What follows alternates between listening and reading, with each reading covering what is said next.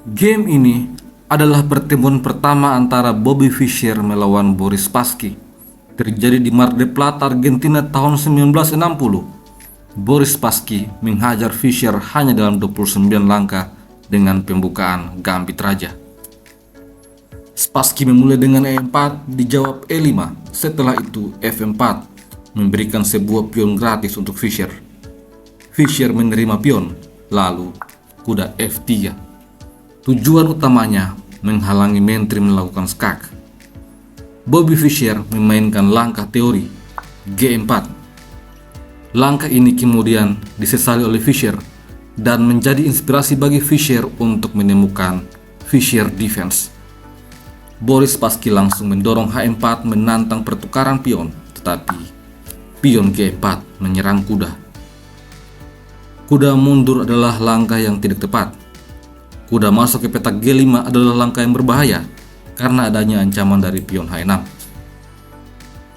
Oleh karena itu, langkah terbaik kuda E5 dimainkan oleh Spassky.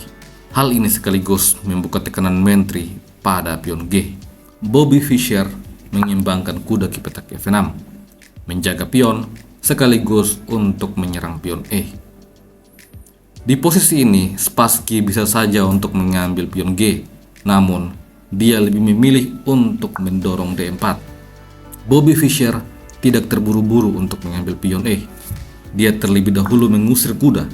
Setelah itu, kuda mundur ke petak D3 dan kuda langsung makan pion. Boris Spassky mengambil pion F dengan gajah sekaligus melindungi petak G3.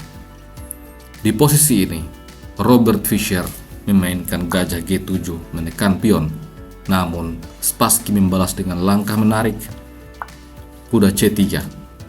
Tentu saja jika gajah makan pion, maka kuda akan jatuh. Oleh karena itu, kuda harus ditukar. Setelah itu, pion makan kuda dan pion D menjadi terjaga. Bobby Fischer di posisi ini mendorong C5 menantang pion D, direspon dengan gajah E2 oleh Spassky. Setelah itu, pion makan pion, Fischer unggul 2 pion. Di posisi ini, alih-alih mengambil pion, Boris Spassky lebih memilih untuk rokade mengamankan rajanya. Hitam unggul 2 pion dan dia juga mendapatkan kesempatan untuk mendapatkan pion lagi. Jika pion D makan pion C, maka gajah makan pion. Setelah itu, hitam makan rokade. Posisi ini masih cukup seimbang meskipun putih kalah 2 pion karena perwiranya jauh lebih aktif.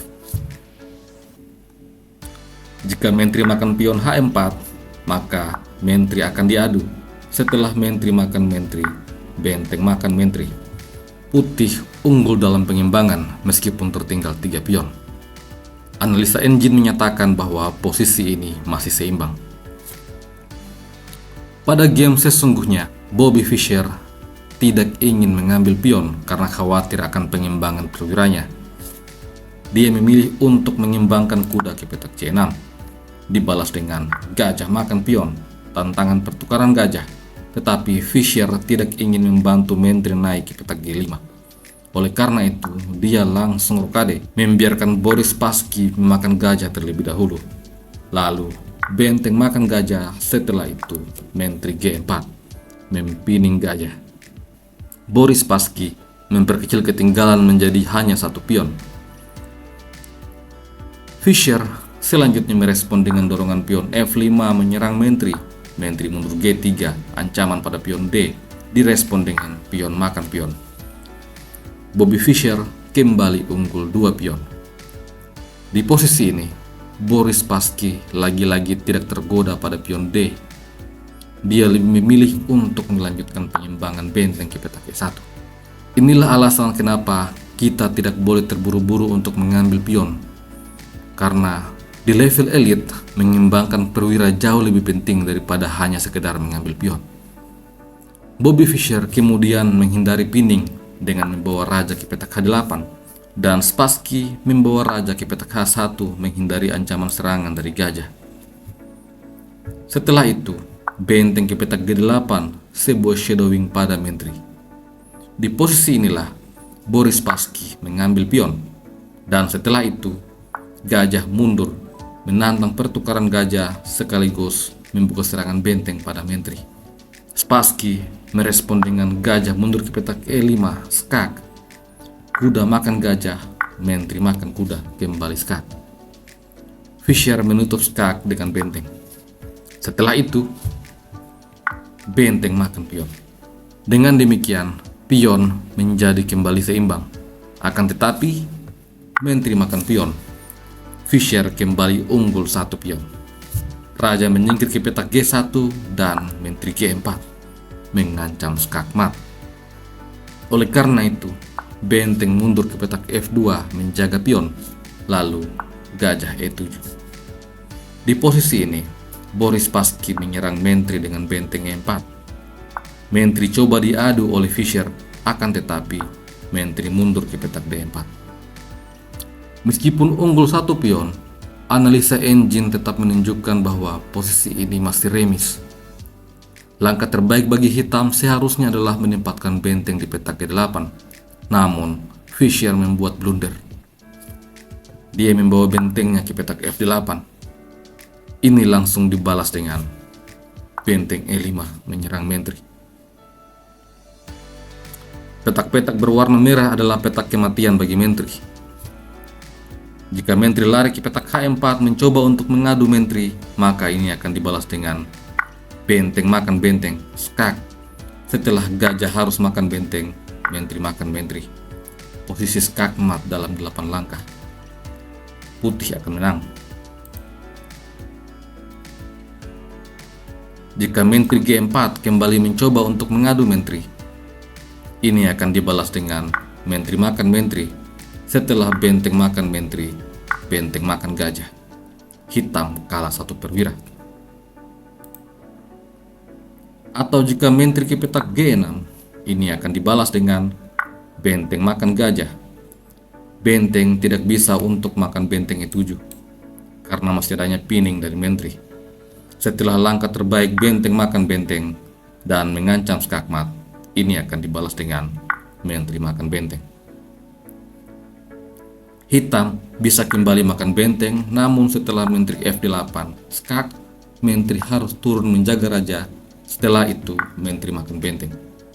Putih kembali menang 1 perwira. Kemungkinan terakhir bagi menteri adalah lari ke petak H6, namun benteng makan gajah. Putih kembali unggul 1 perwira. Kemungkinan lainnya adalah menteri ke petak G3, namun benteng tetap makan gajah. Apabila dicoba dengan benteng makan benteng mengancam skakmat, maka putih akan menang skakmat terlebih dahulu dengan benteng E8. Benteng harus mundur ke petak E8.